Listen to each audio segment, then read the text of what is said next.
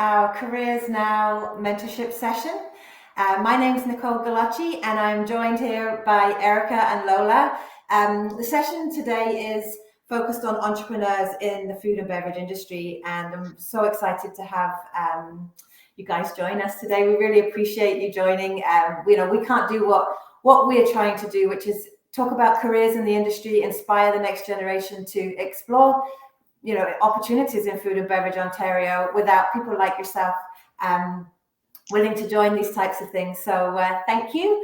And I will pass things over to Erika. Maybe Erika, you can just kind of share your story, how you started out in the food and beverage industry. And I have a bunch of questions. I won't interrupt you, but I will certainly, and then Lola will go to you, and then we'll just chat. And I have a lot of questions that people have asked, and we have questions in the comments as well that hopefully we'll get to as well. So Erika, over to you. Yeah, so thanks for coming, everyone, and thanks for having me on. My name's Erika. I'm the Chief Everything Officer and founder at Brodo, which is a edible cookie dough company based out of Toronto, Ontario. We're available in about 100 stores, as well as direct-to-consumer. We sell across Canada. It is a lower in sugar, functional snack, kind of like a hybrid between a protein bar and edible cookie dough. And I guess I'll give you a little bit of history about me and my background and how I kind of got in this space. It's kind of random, but I pursued my degree at Laurier. I got a BA in psychology, was kind of going down that path, wanted to actually be a psychiatrist at one point, graduated, was thinking about getting my master's in psychology and realized how expensive and how long of a path that would be if I continued going down it. So decided to hold off on that and work. So I worked at a bakery. I worked doing personal training and was really into fitness. And then I also worked at a university doing research, making minimum wage, wasn't happy, was a 9-to-5 cubicle desk job. And at that job, I would listen to podcasts about entrepreneurship, which kind of got, I guess, the seed planted in my head about entrepreneurship. Had enough of all of those jobs, quit all of them, booked a trip to Southeast Asia for 3.5 months. I thought it would help me find myself. I was about 23 at the time. And it did. It really did help. I met entrepreneurs from all over the world doing all different types of things, pursuing all different industries. I met a law school dropout who was buying properties and flipping them in Thailand. I met someone from the UK who had a moving company and was a high school dropout. And it really opened my eyes to that lifestyle and showed me that you really don't need a business degree. You don't need to come from a family of entrepreneurs to be an entrepreneur. You really don't need anything. You just need the will to learn and the motivation and discipline to learn. So I got home, I sat down with myself. I had piece of paper in front of me, pros and cons of working a 9-to-5 and pros and cons of building your own business. And I decided to go the business route. And food is something I've always been extremely passionate about better for you foods. 2018, I competed in bodybuilding, and a lot of my favorite treats I could no longer eat. So I recreated them in my kitchen. One of them was cookie dough. And people were very interested in purchasing a lot of the things I made because I would share them on social media. So fast forward to the end of 2019, and I decided to package and brand my cookie dough as Brodo. Built it direct to consumer throughout the pandemic, spent pretty much no money on marketing, blew up on TikTok, built a community of almost 300,000 people now across all social platforms. And then now we're hitting the ground running with retail expansion and launching a crowdfunding campaign next month. So I guess that's everything in a nutshell. That's amazing. Congratulations. I do have a lot of questions for you, but Lola, maybe we can go over to you now and learn a little bit about you. And I will add that we have Paul joining probably closer to 10:30. So if our viewers see Paul join, that's what's happening. Life of an entrepreneur. He was meant to be here at 10 with us, but has a few things to attend to. So he will be joining us shortly. So Lola, over to you. All right, so just give me 1 second. I think I lost my screen. I can't find you guys. Oh my God, technology. Anyway, I'll just... A tech department to come in. All right, can you guys see me? We Yeah. can, yes. You can hear me? Okay, I'll just go with the flow.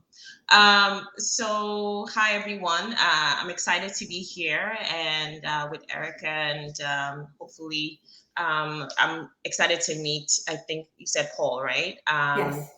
Yeah. I started this journey kind of like as a fluke, like many entrepreneurs as well. I was working in tech. I had established my career as a tech woman in tech. I still work in tech on the side, actually. Mhm. But I was getting to a point in my life where I felt like I wanted more. And all through the time when I'd been in tech, I'd always like want to share my African culture.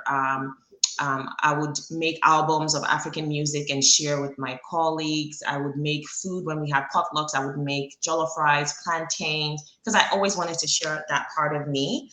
And I felt like it was so exciting. And the joy I would see from people's face and that gratification I got from like, oh my God, this is amazing, always brought joy to me. I felt like sharing that part of me that people hadn't experienced before was so satisfying. And I got to a point in my life where I felt like I'd gotten to a point in my career where I hadn't gotten to my peak in tech, but I was really successful. I was working with the city of Toronto on large projects and I was doing well, but I wasn't happy. I wasn't feeling fulfilled. I was not feeling challenged. And I felt like I wanted to fill a void. And I felt, okay, entrepreneurship could be the route, but the reason why I say I started it as a fluke is because food wasn't my first idea. I just wanted to fill a gap in the market using something that has to do with my African experience. And so I started with different ideas. I would show it to my husband. I would say, oh, should I do something that has to do with like, I love African prints. Maybe I can do gym wear because I felt gym wear was so boring and they were like neon-y colors or like really bright pink when it came to women's wear. And I felt like African prints were very like artistic and vibrant as well, which I've now even transcended to my packaging because that's kind of the idea of how my packaging as well came up. But I'll park different ideas. But when the idea for food came, it was like, oh my God, there's a gap in the food industry, the food and beverage industry for African inspired food. Africa is one of the largest continents, if not the largest, and it's pretty much non-existent in the food space. If you ask yourself, when I go to my grocery store, my local grocery store, I would see some Asian, I would see some Indian, but do you ever see African? No. And if you do see African, it's made by somebody who isn't African, just labeling it as African. So I felt that there was a huge gap, and Africa is so diverse, so like the food space in Africa is so amazing. And I felt like a lot of the reasons why it's not as developed is because obviously Africa is a developing continent and Nigeria specifically is a developing country. And a lot of Africans who have settled here are usually maybe moving as first generation. They're still trying to build their wealth. I'm still trying to build my wealth. I don't have a network. I didn't go to high school here. I don't know anyone really, right? So it's a huge risk for a lot of us to start entrepreneurship or start a business. So that's probably part of why a lot of people hadn't started a food business, or if they do, they just open up a restaurant, but it wasn't packaged. And so when my coworkers would say, I'd love to make this at home, how can I make this sauce you made?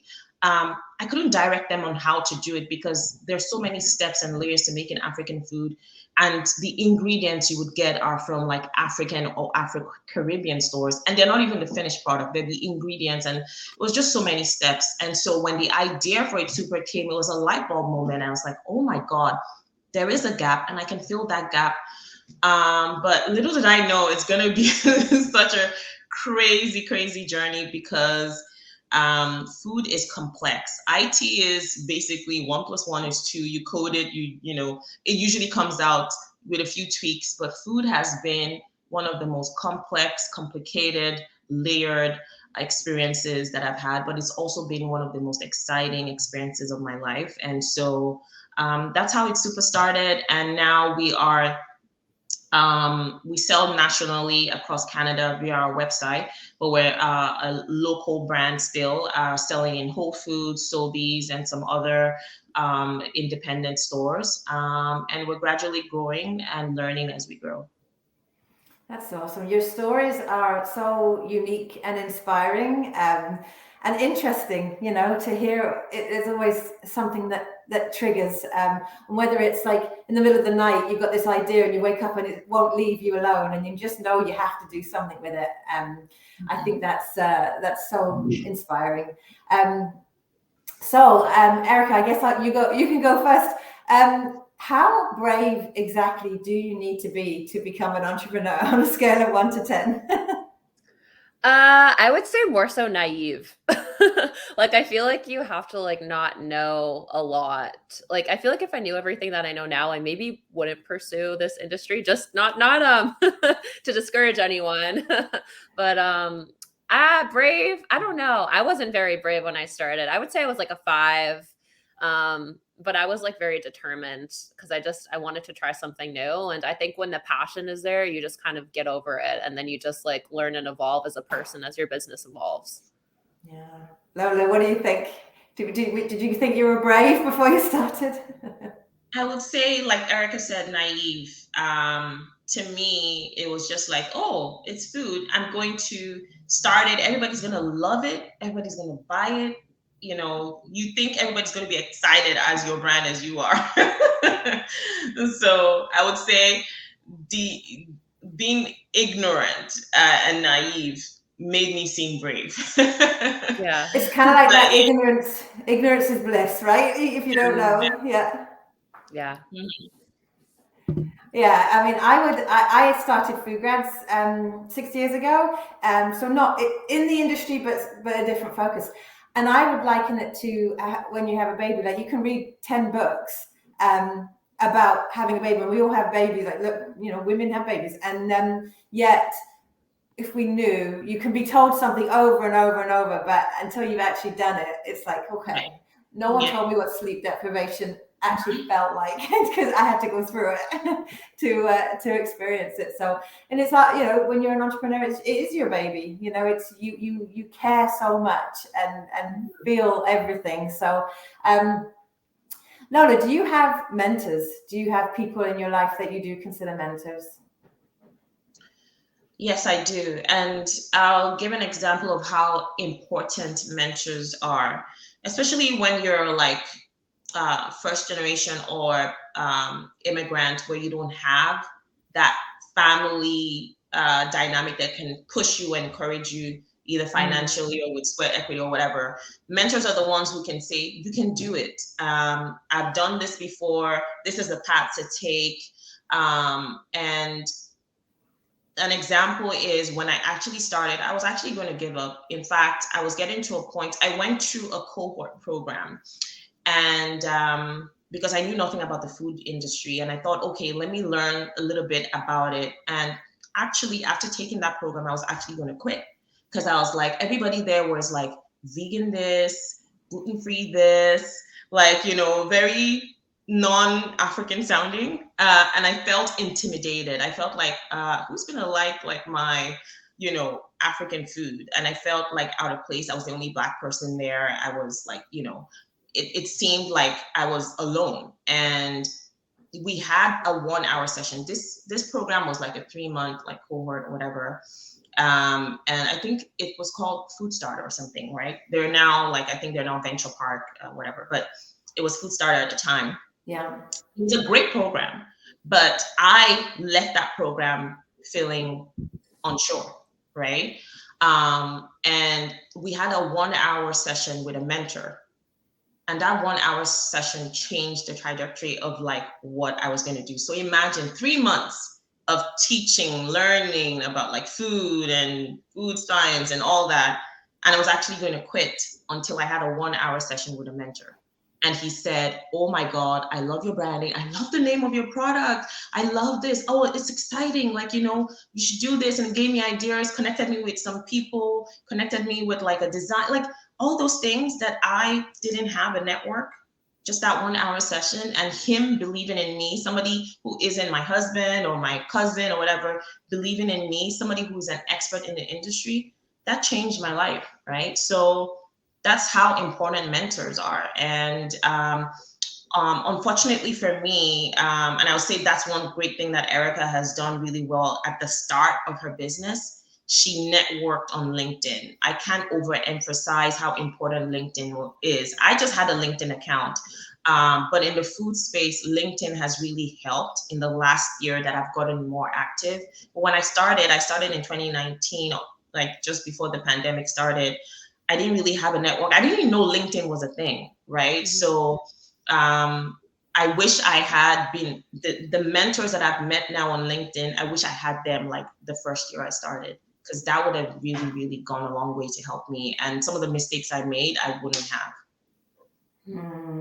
Erika, you want to comment? Yeah, just like echoing all of that. I think me and Lola started our companies around the same time. Like I launched in December 2019 and I didn't use LinkedIn until probably like mid to late 2020. And I just like if I had networked sooner, it would have accelerated my company way quicker. I would have learned how to scale quicker. There just would have been so much more value added to me. And I wish I wasn't so stubborn at the beginning.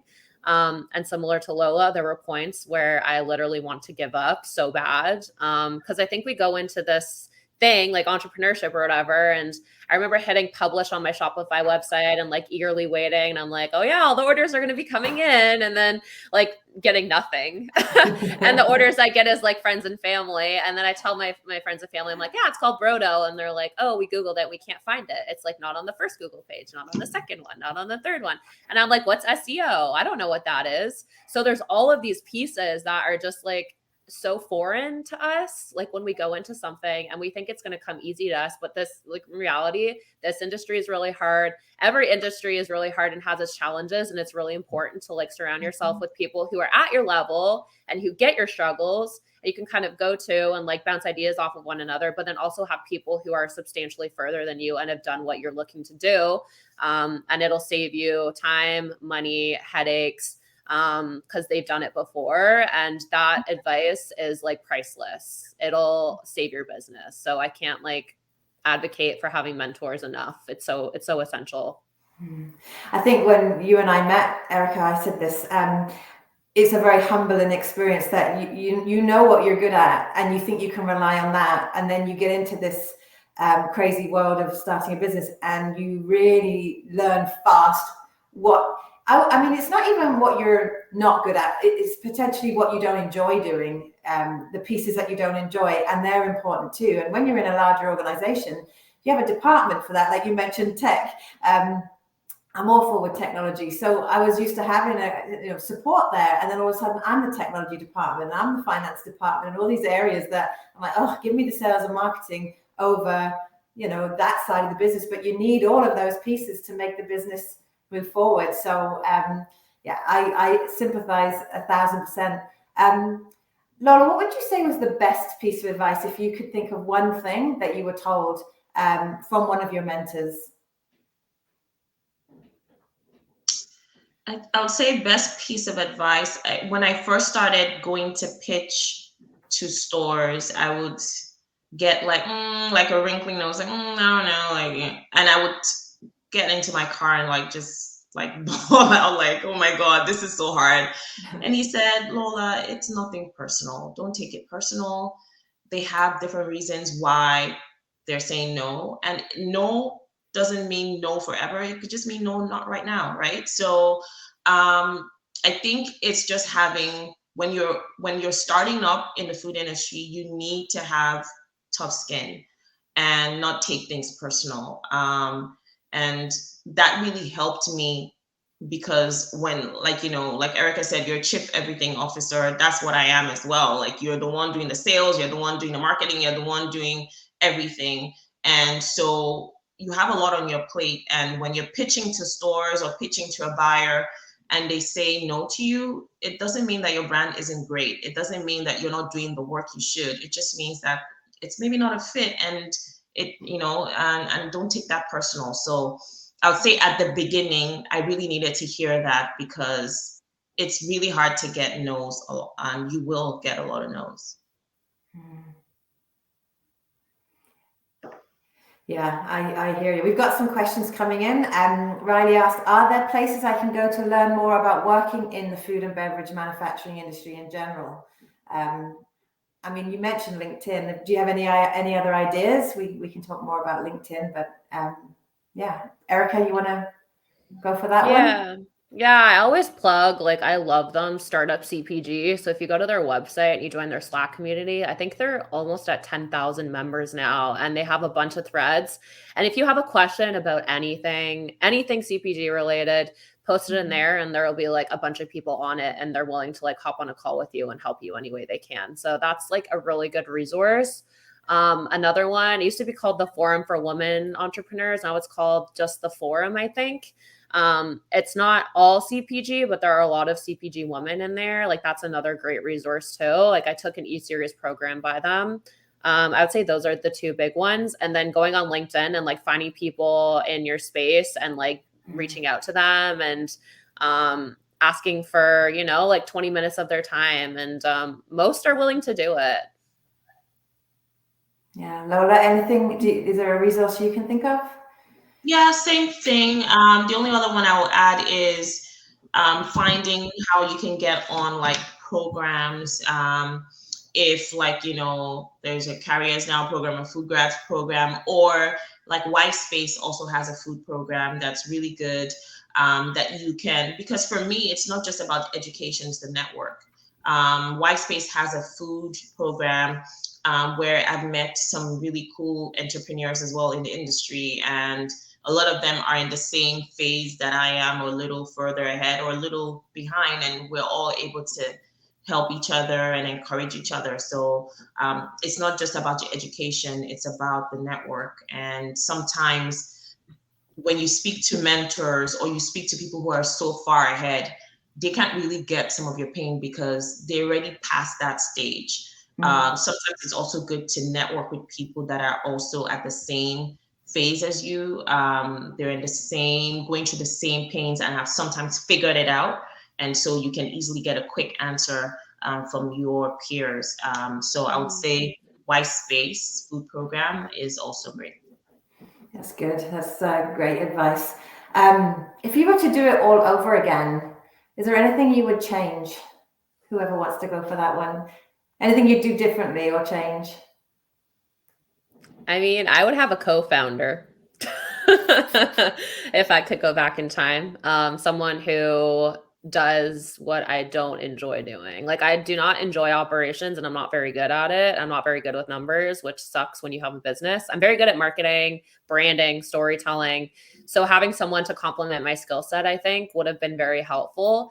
And then asking for help sooner. Like I went over a year, like in my business without really asking for help. And I kind of hit a wall and I got so burnt out because I really didn't know what I was doing, and I could take it to a certain point, and then I didn't know how to like take it from here to here.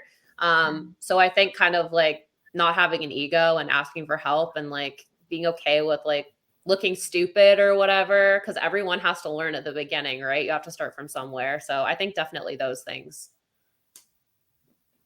That's so true. I think ego is a big one. We're proud and we don't want to ask for help. It's tough. And, even working in a team now, I work in a team environment now. We talk all the time about how we all have different strengths. I talk to my kids about, my kids have taken after me. They're not so good at math and science, and they're better at the English and those types of subjects and more creative. And I always say to them, it's not that you're stupid or that your brain works differently, your mind works differently, and you need all those different skill sets to form a team. But when you're an entrepreneur, you're everything, and it's hard. Really hard on yourself.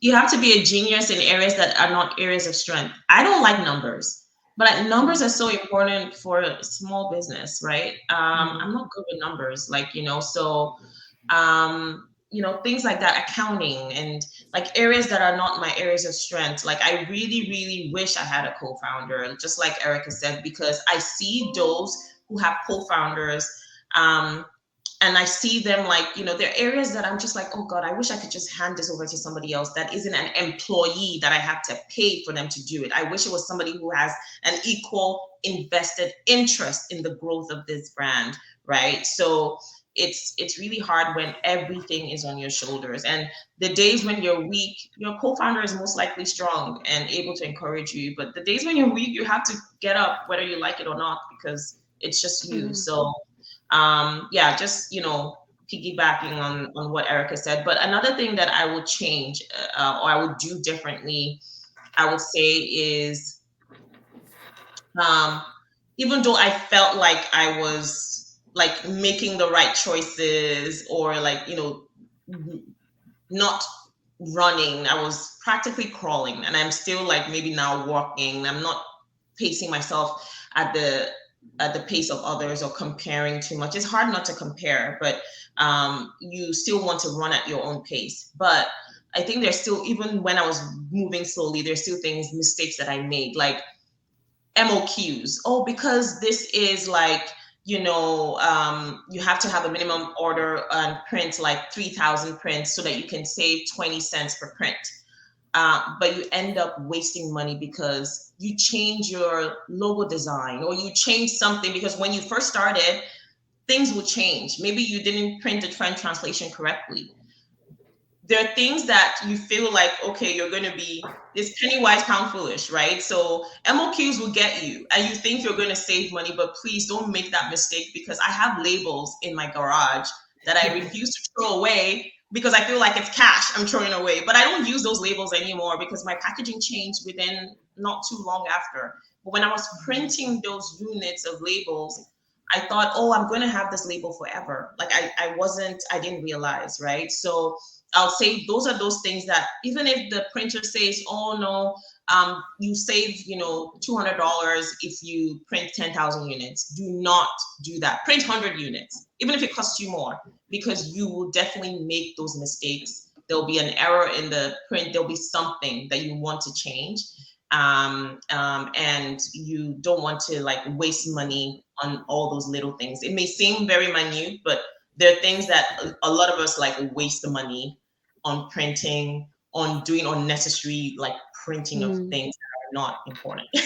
Yeah, no. So, yeah, a waste of money that you really need to be small.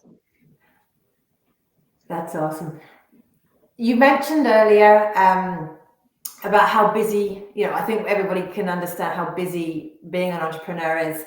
I guess the question I want to ask you is, how do you deal with that? How do you deal with organizing yourself? How do you deal with burnout, or preventing burnout? Because you both mentioned neither one of you have a partner. So if you're gone for the day, the couple of days, need a holiday, and I asked this, kind of have been in your shoes in the past. How do you deal with that? Erika, maybe you want to go first. So I've been burnt out like probably twice since I started my business. And I think I started doing therapy and like practicing mindfulness, and doing yoga, and just like really knowing when I'm pushing myself too hard and then pulling back when I need it. So like, for example, I have non-negotiables now. So every Sunday, like I don't work.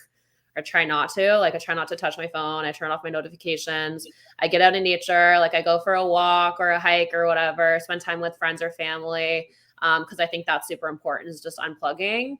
Like I used to work like all the way through the weekend, and I would feel really guilty if I didn't, like if I took a day off, I was like, oh my God, my business is gonna die without me. And like all my competitors are gonna get so far ahead of me. Or like, I just felt like, it was doing more harm than good if I took a day off. But then I realized you take those days to recharge. And then when you come back on the Monday, you can put in like 100% in that day, rather than like working 100% of the time at 50%, So I think just like getting in touch with yourself, knowing when you're pushing yourself too hard, taking care of yourself, like exercising, eating the right foods, like all of that is like really important. And like health is like a huge priority. And if you don't take care of yourself, you're pretty much screwed if you get sick or if you get burnt out, because who's going to take care of the business? And then rather than like one day of like missing out on work, you're going to miss weeks. So I think like looking at it that way and like using this as like preventative measures as well. And you'll feel good too in the process of taking care of yourself. So true. Lola, you want to go next? And then Paul, we'll go to you. Thanks for joining us. Hi, Paul. Thanks for having me. I'm excited to be here. Thank you. Yeah, for me, it's I honestly sometimes I don't know how I manage it because am I on mute? You can't hear me? I can hear you. I I can can hear you. Okay. Sorry, I thought he said he couldn't hear me. So for me, it's just trying to balance everything. And like Erica said, like for example, just last week, I just came back from Mexico on Sunday. And while I was there, I took my laptop. I was like, I'm going to catch up on work. I'm going to like do all this stuff. And after a while, I said, and I was feeling guilty because I wasn't catching up on work because I was enjoying myself. I was having fun. And after a while, I was like, you know what? It's fine. Like I have to just do what I need to do and just relax. And they say in my language, wahala no they finish. Wahala no they finish means problems never end. So even if you keep trying and there's always going to be something. There's always going to be something you have to deal with. So enjoy the moment, relax, let your body, your mind, your mental state just relax and stop feeling guilty because that guilt bad feeling. It's negative. And so Mhm. we can't help it, especially as entrepreneurs, to feel guilty sometimes if you're not doing what you feel you need to do. But you need to like just enjoy that moment, take those breaks, read a book. I love podcasts. I love to listen to podcasts of people who've built their businesses and all that because you know that you're not alone in the journey and the feelings that you have are not isolated. They're similar to what other people feel. And so, and also have venting sessions with my other co-founder, like founder friends. We just have a call and vent. And then when you're able to vent, you're like, oh, okay, I feel good. So venting sessions are not bad. Just vent, share, and then have somebody encourage you as well. Like, oh, like, okay, after you vent, then think about a solution together and it helps, right? So venting sessions are like going to a boxing match. Therapy. Yes. Paul, thank you for joining us. How's your tech? Are you good? Yeah, I think we're Yeah. good now. It kept switching to my Bluetooth. My Bluetooth wasn't working, so we're just on microphone. We're good. Awesome. You sound professional with your microphone. Yeah. Well, if you want to go ahead and introduce yourself to our viewers, that would be great. We've obviously heard from Erika and Lola, about their businesses and a few of the ups and downs of entrepreneurship. We would love to hear your story, and then I'll carry on going through the questions that we have, if that's okay. Yeah, for sure. So my name's Paul Owl. I'm the creator of TreeTeas Brewing. And what we do is we create infused cedar teas. So when I got my start about 6 years ago, I was already a chef. I was, just doing festivals. I really didn't like working in the kitchen for someone else. I've always been an entrepreneur and it's been a challenge, right? So it's like, you know what? I want to cook on my own terms. I want to do my own thing. And so I just started doing festivals where I can really engage with people. The whole entertainment aspect of cooking, where they can see me doing pan flips, opening my smoker, seeing what's in there. And I really love that stuff. And I was getting a lot of caterings and I love doing those because, it's one-off event. It's quick, it goes by, and then you got time for yourself, right? Where, kitchen life, you live there, you live there, you eat there, you don't get out of there. And it's hard on families. And I had a young family at the time, so I was really conscious of that. And, and so I started a company called Rescue Smokery. And we had an idea of cooking foods that were stuffed, wrapped, rolled, and smoked. And it had a component of that all the way through. And so our caterings were doing that. And we did this one where they wanted us to do moose. And I said, well, okay, it's maple season. We'll do moose braised in maple sap. And if you can imagine, as that sap's cooking down, just like the normal process of making syrup, but this time we got that moose roast in there in our seasonings. It's creating this nice sauce, nice sticky sauce, and it was good. And I needed something to complement that. And when I do caterings, I absolutely do not like serving pop or these high sugar juices. And so I was like, I'm going to create something that's represents me. My culture and my take on food, which is lots of infusions from different regions of the world. So I created this cedar wildberry chai tea, blueberry, blackberry, strawberry, raspberry, cinnamon, star anise, cardamom, clove, black peppercorn. And that was, chai was something that I was, when I was a young kid, we used to rip up the chai tea bags, throw them in our pie mix, and we would make chai apple pie. And so I really pulled on that. And we served it. The first one I made for this catering event, it was extravagant. I had the spices were floating on top. People can see it. And it was really, really big, bold flavor. And people loved it. And I'm like, okay, like the feedback I'm getting, the stories I'm getting, I said, I really got something here. So I had to scale it back a bit for cost wise so that I can make something that was profitable. And I can, sell it at a wholesale and still be successful instead of just living the retail life. So I toned it down. I created something that was more like an iced tea, and I did a test run of it at a festival that I was emceeing. So I do a lot of speaking as well too. So I'm lucky on that side. So I had the microphone with me all day, and talking about the culture and powwow. And then I had my opportunity to introduce these teas. I brewed 4 cases in 500 ml mason jars, sold out in minutes. But it's not the fact that we sold out minutes. I had the microphone. People knew me. They knew about my food, so they all wanted to try this, right? It was the stories that they're coming back to me with. And it was when people were telling me about, when I was growing up, we always had cedar tea boiling on a stove. It didn't matter whose house you went to. Friends are always boiling cedar, or friends' families were always boiling cedar on the stove. And so those stories were coming back. And then people were telling me about, when they had, the grandparents did cedar mint and these other mixtures and stuff like that. And so when I was done that day, I was like, okay, I got something here. I hit it.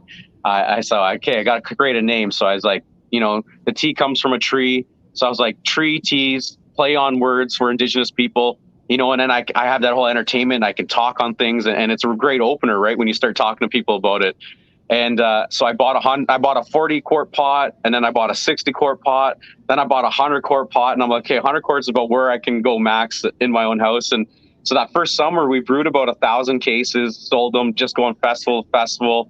We would go to like places like Six Nations, and we would hit up their buy and sell, and we would drive all over that community all night long, delivering to houses. And we really, put a big push on marketing it. And I did that for a few years. I was trying to figure out how to, buy my own canning machinery and get into that canning process. And that became my biggest challenge and sort of a setback for me, because I was, you get tired after, sitting in, that steam and boiling those pots up. And, I could do about 3 in a day max. I can do 300 quarts in a day, because it's about a, 9 to 10 hour process of doing that. And okay, I got to look at equipment, started doing research, and quickly it's like, to do a micro brewery with that process, you're looking at about $150,000 startup. And I'm like, okay, like, that's a big jump. That's a big risk for me, and I knew I had a business, but I wasn't totally sure that, I could keep up with that. And, there's lots of different things I didn't know about in the industry, when you're going into retail stores and about labeling and stuff like that. So I was kind of reserved on it. I just kept doing my own thing. I was ready to invest, and then COVID hit, and I'm like, oh my God, like another setback. So I was just, delivering to people's houses, and then COVID ended. I got brought to do a festival down here in Ottawa. And one day my buddy goes, Paul, I've always loved your product. I love what you're doing. He goes, I have someone that you need to meet. And he's got a factory, a production facility, and they got all the canning equipment. They do this water right now. It's high alkaline, tastes beautiful. And I want you to introduce you to him. So he introduced me to him. We started talking. They tried what I was making, and they loved it. And it's like, okay, and they wanted to partner with me, do a co-packing and really help me out. So, okay. So I was like, this is my process. He goes, no, that's not how we do things here. I'm like, okay. He's like, you got to take your flavor, your drink, and bring it down to a syrup so that we can, dose it into each can, because we don't do the high pressure pasteurization on the spot. He goes, that's how our equipment works. I'm like, okay. So we were like, figuring out this syrup, we were boiling it down, we were reducing, and it was such a long process, and it came right down to the wire for being able to hit production for June 21st this year. We finally figured it out. And it was like, it was a big relief. We got to a flavor that we liked. It represented, my original drink. And so we produced it, and it was still scary at that point because we only did 5,000 cans, but it's like, okay, I tasted it, is it really going to still be there? And when I got that first can, I seen the beautiful artwork. This is our drink here. We got this beautiful artwork, and I took that first drink, and I'm like, okay, I felt so satisfied. That weekend, we sold probably about half of our product. the next week I went and hit a few stores and we were sold out that first 5,000 cans. Now we're waiting for the next production. We're going to go 20,000. And then it's like, okay, cans take 6 weeks. You're in summer, it's a high production time. It's going to be a little bit. So, okay, get this.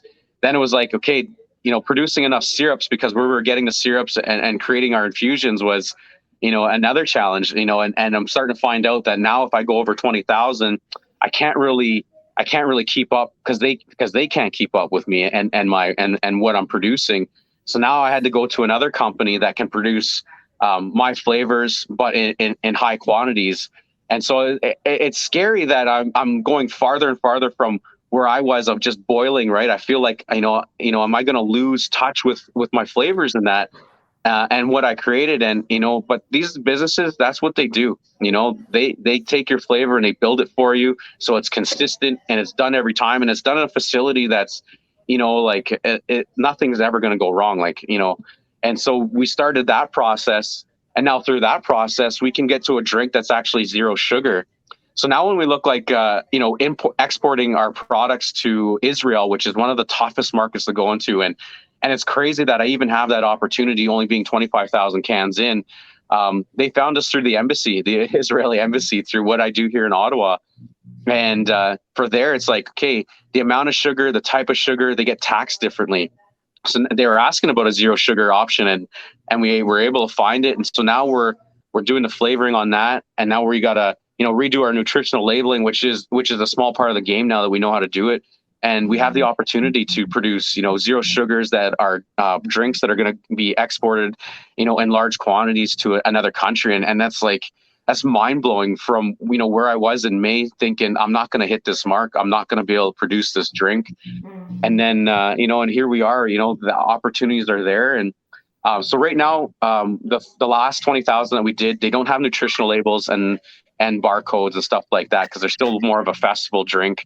We do have those coming in the next cans, and that's super exciting because right now I've just been focusing on First Nations. I've been from Thunder Bay to Quebec, Southern Ontario, and it's just me. I'm out there hustling. I'm building the territory so that I can have be in a place where I have a position for people to work, and it's built for them, and I'm creating, jobs, and that's really exciting.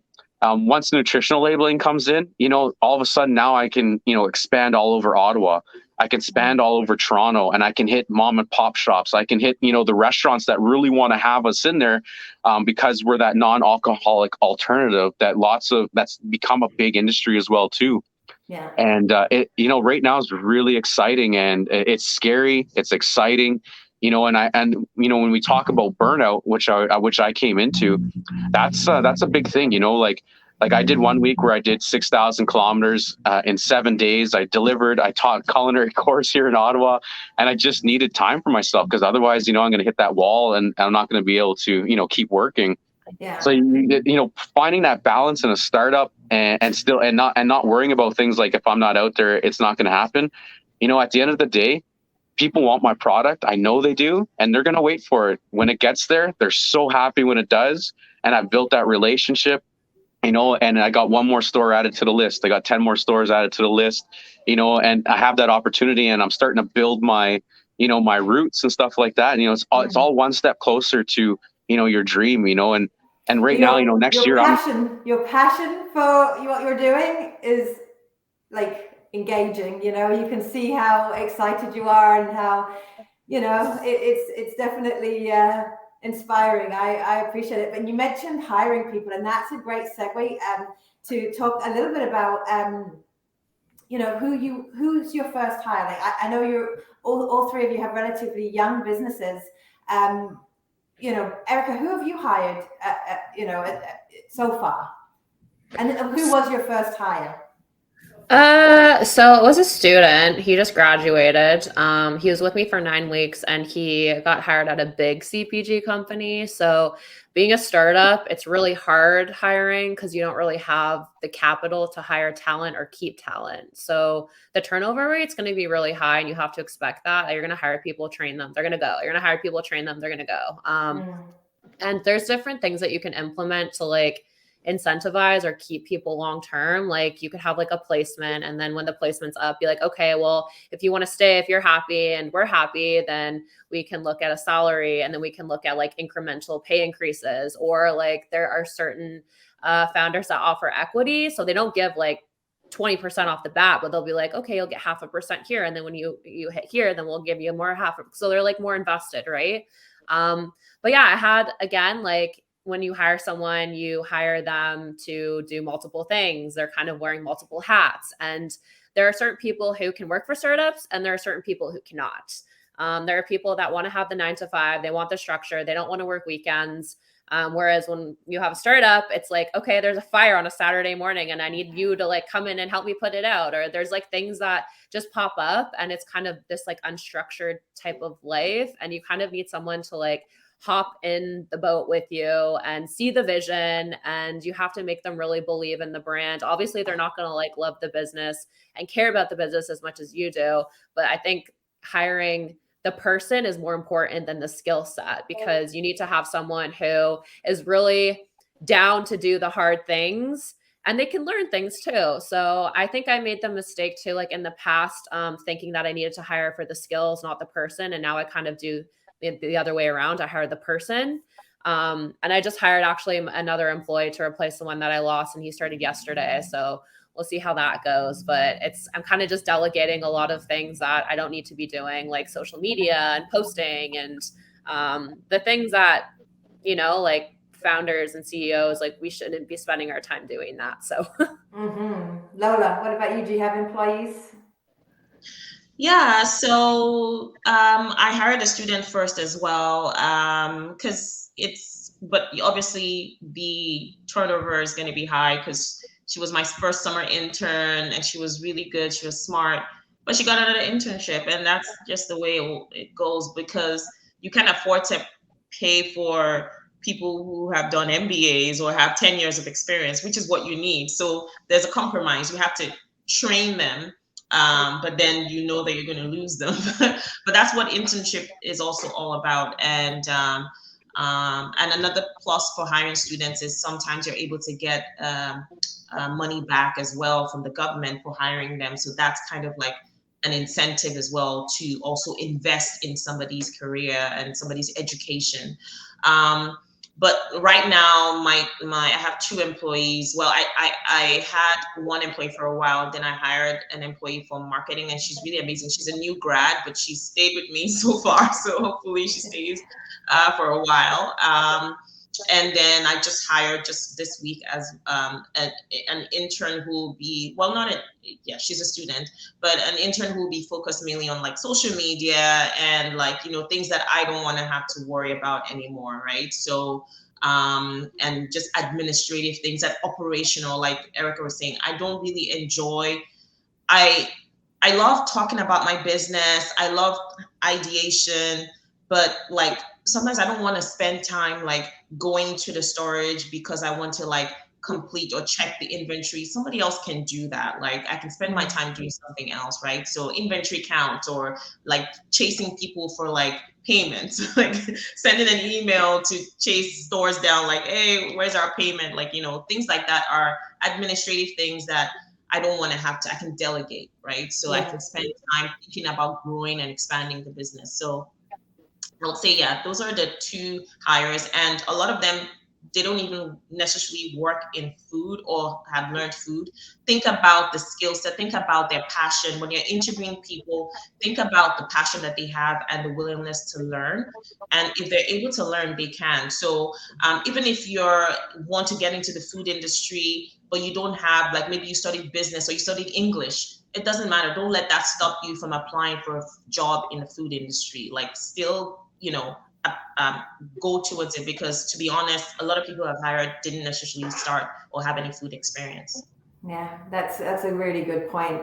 Paul, you had mentioned that you started the business with the mindset of creating jobs. Can you tell us a little bit more about that?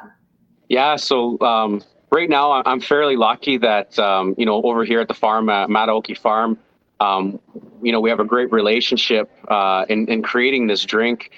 So I'm lucky that I have friends that, believe in what I'm doing and want to share in that dream. And, So, like the deliveries that I have to go out and it's somewhere it's, where they live and, and I can't get to it because it's just not feasible. And they're going that way all the time. They take those drinks and they do those deliveries for me.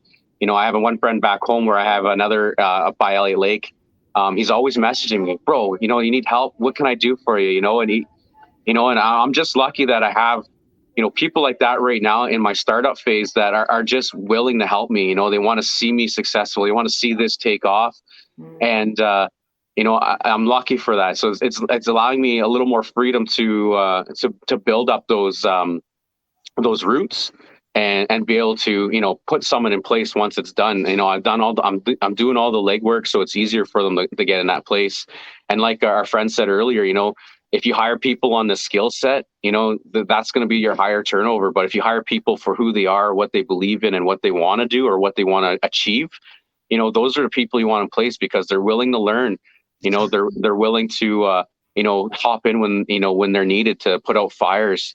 I mean, that's, I never went to college, well, I went to culinary school, but it was years after, and I've been asked to, take, programs at schools because they like, my enthusiasm and for me, like college universities, they're looking to recruit you based off of the idea that, you're going to be someone big and they can talk about you and add you into the program. And it's like, for me, is it really worth it to do those things? I mean, I'd rather, I've learned on my own. I've learned through other people who have taken the opportunity on me. And that's how I want to do it. If someone shows that passion, they might not have been in the industry, but they have that passion. They want to be there. They want to learn. Those are the people you want to look for. Those are the people you want to hire. And ultimately, those are the people that are going to grow with you. And you're going to be like, hey, man, you helped me build this business. I want to give you a piece of it because you deserve to have, share in that growth.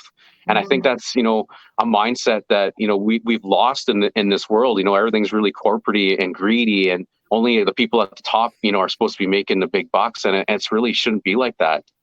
And I believe in, if people are going to help you build it up, like one of my first tattoos I got, is all these people standing in the circle. They're all at that same level, right? No one's above, no one's below. When you do that, you create a community, and that community, takes off and it survives, right? And that's really what I'm trying to build in my business. So when I'm looking for people, I'm looking for people that, want to be there. They believe in the story. They believe in the success that's going to happen, and they want to grow with you because, ultimately, at the end of the day, that's going to be their success too. Yeah, it's so true. They feel invested. We've talked a lot about the struggles. You've mentioned a lot of detail, all three of you, about the ins and outs of the business. Let's we're getting close to the hour, so I wanted to kind of switch gears a little bit. Lola, what's been the best thing about starting your business? I would say the best thing about starting the business has just been the joy that same joy that I was able to give my coworkers who had never had African food on a small scale. Now I'm able to do it on a big scale, and strangers that I've never met or never touched are buying my product and like, oh my God, this is spicy, it's flavorful, it's different. I've never had anything like this before. Like when I see those reviews and those comments and people saying, oh my God, you have something cool here, or this is, I've never had peri-peri. And there's that joy that comes from like, okay, I am doing something, even if it's something small, I'm making a difference. And I think that really is what like keeps me going. And it's part of what is that little impact that you're making. It goes a long way. Has there been one moment, like a day, literally something happened and you're like, this is all worth it? A day. I would say that when a lady sent me a message and said she's African as well, and she said she's been wanting to start a food business, but she didn't even know it was possible. Like, if you're first generation and you've not seen somebody else do something like that, you don't have a cousin or somebody who you can look up to. The fact that people see that, oh, she's an immigrant and she's in Sobeys and she's in Whole Foods, so it's possible. A lot of people thought it wasn't possible. A lot of people thought, and I tell people, I'm like, It is hard to get into Whole Foods, but it's the easiest part. The hardest part is actually getting it off the shelf.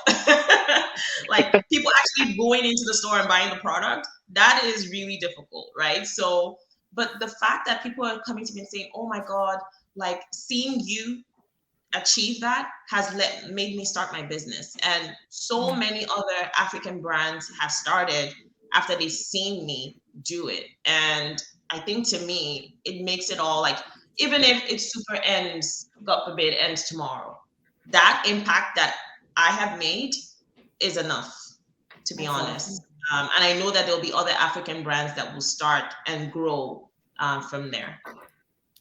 Erika, over to you.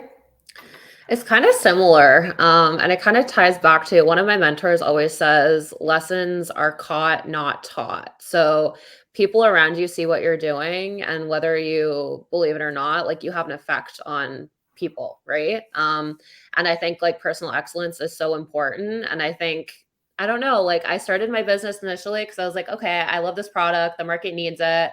I want to be my own boss, like wanted to build my own schedule, make a lot of money, which I didn't pick the right industry for that. But I guess like for me, it's like through storytelling, like the impact that I'm creating just by like documenting my journey. Like I started this business out of my apartment. I had pretty much no money. I had no resources, no network. My parents didn't really understand what I was doing, but they kind of supported me. They were like, you're not going to bake it even. This is just going to be raw cookie dough. And, like people look at you like you're freaking crazy. But like, I remember packing orders in my driver's seat and like having cookie dough stored in the back of my car, because I actually lived in Ottawa and it was like the perfect temperature for a freezer. So I think just like documenting the journey and like the mental health struggles as well along the way. Like I battled like depression and anxiety and eating disorders, and I've been very transparent about all of that stuff. And I think people forget that we're human at the end of the day, and like we all have these issues, and we should openly talk about it and like have this conversation going. And through that, like I've been able to help people, and I didn't think I could, or I was able to. And even like walking a trade show last week, I had some people come up to me and they're like, I really appreciate what you do. Like, I don't think you realize how big of an impact you have on me. And like, I struggle with a lot of the same things you do. And thank you. And like, it actually like brought tears to my eyes, which was like, like that is what keeps me going at the end of the day, I think, is just the impact. And I want more people to feel this, like building your own life and like creating something, whether it be service-based or product-based or whatever, that people use and love. Like there's no better feeling. And I could have all the money in the world working a 9-to-5 job, but I don't think it would fulfill me the same way that this does. And the people in this industry are so giving and so knowledgeable. And it just feels like the puzzle pieces all fit together with this industry for me. So I guess that's it in a nutshell. I love that. Paul, last word to you. I'm trying to be respectful of everyone's time. I know you are crazy busy, so I'm going to keep to the 11 o'clock. Yeah. So, it's the same, we do this for that experience of what people see, and what they come back to us with. And that's what keeps us going. Because on those days where you're like, okay, I'm done, I can't do this anymore, someone comes and is like, this is what you've done for me, or this is what your product's done for me. And that saves you, and it gives you that little bit of light and says, yeah, you know what, I got to keep going. And I've had people tell me, oh, you're so lucky, with what you're doing. And I'm like, you know what, there's no such thing as luck in this world unless you get out there and you create it. Unless you get off that couch and you get out that door, luck isn't going to find you. You got to go chase luck. That's what our dream is. And if that's what lucky is, I'm going to keep working hard to keep hitting it. You know what I mean?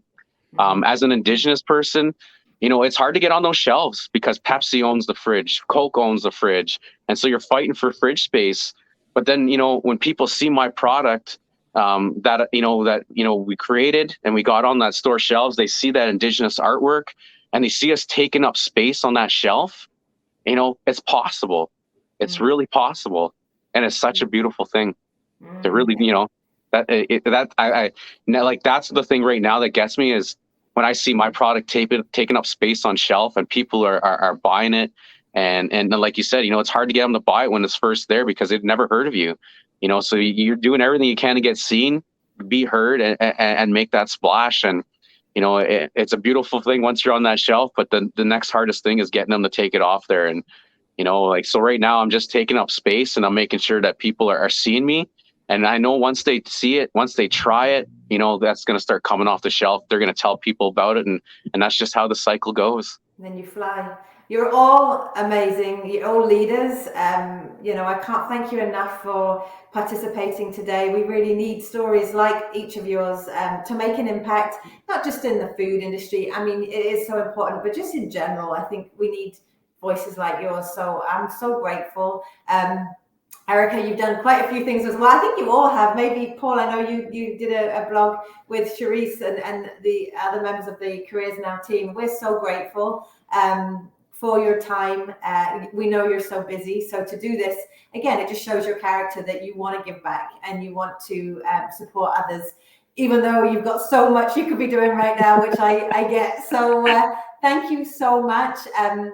Look for this recording. It should be available as soon as we're done. And please feel free to share it with your own networks. And have a great rest of the day and week. Awesome. And Thanksgiving.